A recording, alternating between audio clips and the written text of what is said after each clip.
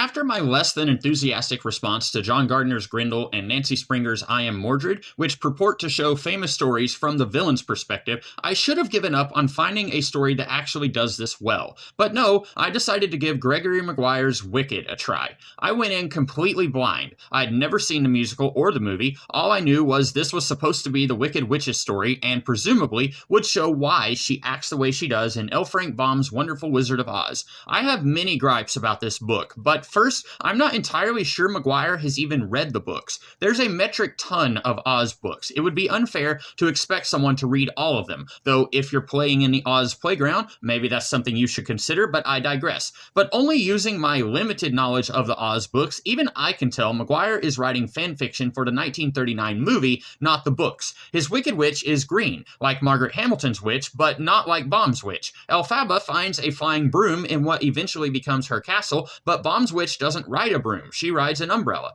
Elphaba has a sister who dies at Dorothy's house's hands. Baum's witches aren't related. When Elphaba is in school, one of the teachers tries to indoctrinate her, her sister, and Glinda into some secret fraternity of witches, where Glinda is assigned to the north.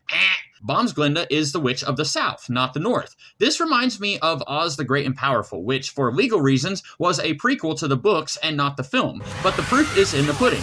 Even with the inconsistency of Baum's writing, this is a rich and interesting world. I'd like to see these popular interpretations of these stories point people toward this interesting world. Think of how many people would have sought out the books if Mila Kunis lost an eye instead of being tricked into turning herself green. That's weird, let me look into that. It's a shame these interpretations, which are copies of the original, can't make an attempt to point people toward the originals, which one could argue by now aren't as well known as the copies of copies. Then there's the extremely off-putting adult nature of the book. This is the smuttiest thing I've ever read. I don't think there was ever a good time to make a porno of the world of Oz, but this is even more awkward now that there's an extremely successful Broadway musical and film adaptation of said musical. So where are we now? A copy of a copy of a copy of the original, right? I work in a library, and recently a not-quite teenager asked me where the novel Wicked was. Oh boy, it's not my business how people parent their kids, but I discreetly told the mom the book probably wasn't what she thought it was if she had any knowledge of the musical or movie. She said she would read it with him. Oh boy, that's even worse. I wouldn't want to read erotica with my mom. Maguire is not the first person to bring sexuality to Oz, so let's ask the whole class, why are you people so obsessed with sexualizing this series of children's books? There's a scene where some of Elphaba's classmates go to a brothel, and one of them has relations with a sapient tiger. This has nothing to do with Elphaba's alleged character arc. She's not even in the scene. She later meets the tiger lover, dying of some STD, but that doesn't inform her journey, so I'm not sure why this is here. Well, that's not true. I suspect, while Maguire can't write his way out of a wet paper bag, that he is very shrewd at marketing his story. He knows this isn't a very good story, so he throws in several pornographic scenes purely for shock value to get people talking. The more people talk, the more people will buy the book. It's a justification, just not a very good one. We spend 60 pages on Elphaba as a baby, and I don't know why. If this is supposed to be her story, spending this much time on when she has no agency and her actions cannot impact the plot is a waste of time. You could skip to when she goes to school and you wouldn't miss anything.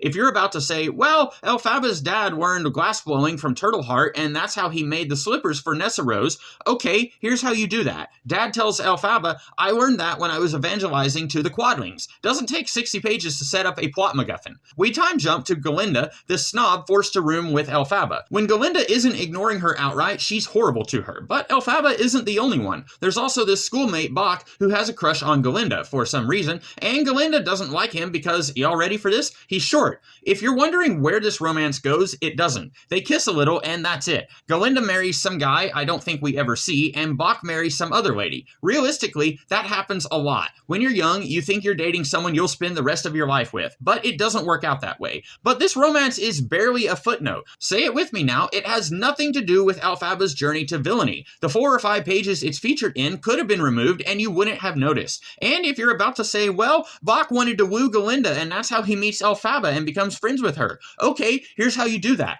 They're schoolmates. They don't need a reason to meet. At some point, Galinda decides to actually be friends with Elphaba. I'm not sure when or why this happens. I guess because Maguire wants this to be a tragic falling out between former friends who sort of become enemies. But he doesn't put in the work to make this happen. Part of the problem is we get several time jumps when important things are happening. So it's difficult to see the character progression. You know, the reason most of us read the book, since most of it is happening off screen. There's a bit where Galinda is hanging out with her friends at her estate, and one of the friends fakes an invitation from Galinda to Elphaba, and Bach harasses Elphaba to go and take him with her. You would think this would be when Galinda sees her friends aren't good people, and Elphaba, despite what she says, is hurt by their prank. And this would be a turning point for when Galinda becomes friends with Elphaba. But no, not really. This is not a joke. I legitimately have no idea when these two become friends. It just kind of happens. Elphaba's sister Nessa Rose comes to school, and she's super religious. If you're wondering how and why she gets into sorcery, the book doesn't explain it. That happens off screen in one of the later time jumps. This talking goat gets murdered. Galinda changes her name to Glinda because that's what the goat called her. Glinda's godmother was a witness, so she's driven crazy, and Madame Morrible, the teacher responsible, tries to get Elphaba, Glinda, and Nessa Rose to be disciples of, I guess, the Wizard of Oz? This is confusing because, mechanically, I see why the goat murder is here. This prompts Elphaba and Glinda to go to the wizard, and that is an important link in the chain that leads to Elphaba banging one of her classmates. But I don't understand why the teacher has her robot kill the goat. Conditions are horrible for talking animals under the wizard's reign, but why does this goat in particular need to be murdered? Because he didn't like Madame Morrible's poem? There's other talking animals at the school. Are they going to be killed?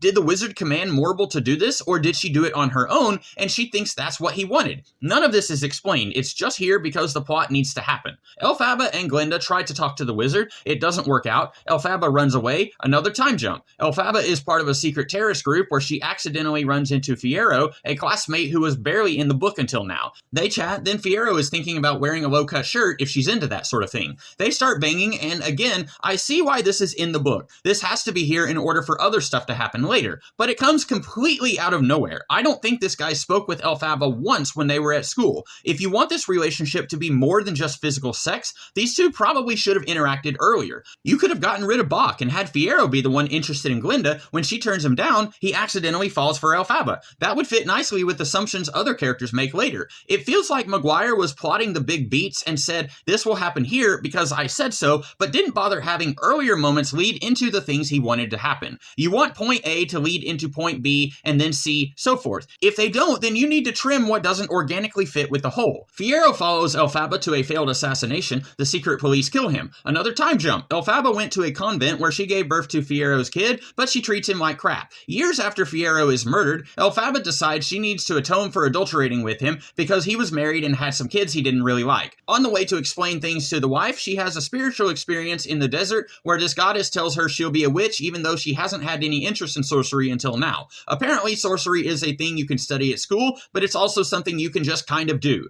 This book's sloppy magic system isn't even in the top 50 things to complain about. Let's just move on. Elphaba and her son arrive at Fiero's castle. Elphaba wants to confess the affair and won't leave until she gets it off her chest. Culturally, the wife won't turn visitors away. You can stay as long as you want, but I don't want to hear whatever it is you have to say. The wife thinks her husband was sleeping with Glinda, and Glinda's husband is the one who killed Fiyero, which is why that thing I said earlier should have been a thing. One of Fiero's kids almost gets Elphaba's kid killed, and Elphaba kills that kid with magic. Then the wizard's army invades because he's looking for this spellbook someone gave to Fiero's wife. Elphaba rides the flying broom to visit her sister and father before he dies. Sister is now a sorceress and is ruling her grandfather's land. Someone asks if she'll enchant an axe to take care of this guy who wants to marry her employee. Once again, I get why this is here, because it's a thing in Baum's Oz books. But motivationally, I don't get why Nessa Rose does this, and the book isn't interested in explaining it. It's barely interested in the motivations of the main character, let alone side characters. Dad dies, and when Elphaba goes back to Fiero's castle, the whole family has been abducted by the wizard's army because he's trying to unite the various smaller kingdoms under his rule.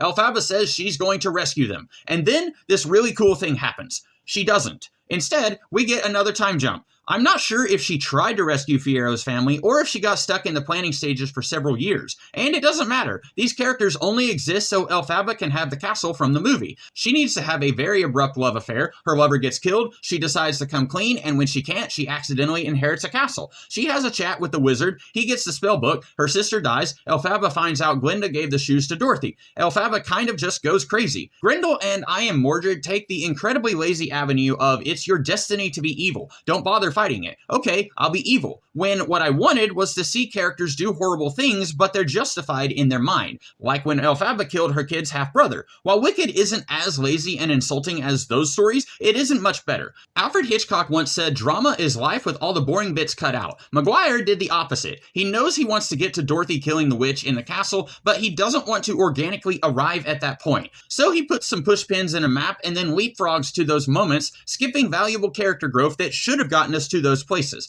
At the end, after Elphaba made a couple of half-hearted attempts to change the world for the better, she goes crazy when her friend gave shoes to a stranger. It's not a journey to her villainy, it's a very abrupt light switch Maguire flips because it's time. The musical makes some significant changes. When Fiero is attacked by the police, Elphaba casts a spell to save his life, at the cost of turning him into a scarecrow. And Bach somehow becomes the Tin Man, even though, canonically, the Tin Man is a guy named Nick Chopper, who the book does mention. If I have anything positive to say about the book, it's that it didn't do this crap. I don't want the Muppet Babies version of The Wizard of Oz, where all these clowns knew each other years before they met Dorothy. We get the lion as a little baby, even that was too much. Are there really only 12 people in the land of Oz, so they were all bumping into each other years ago, and then again when Dorothy arrived? Elphaba thinks the Scarecrow is Fiero reincarnated, because the people paint their scarecrows like how Fiero had body paint. Elphaba is insane, Dorothy throws water on her, she dies, the end. What a miserable experience. The only positive thing I can say is I learned my lesson. If someone writes a story explaining why Wadsworth became a villain, I'll finally have the strength to say, no, screw me thrice, shame on all of us.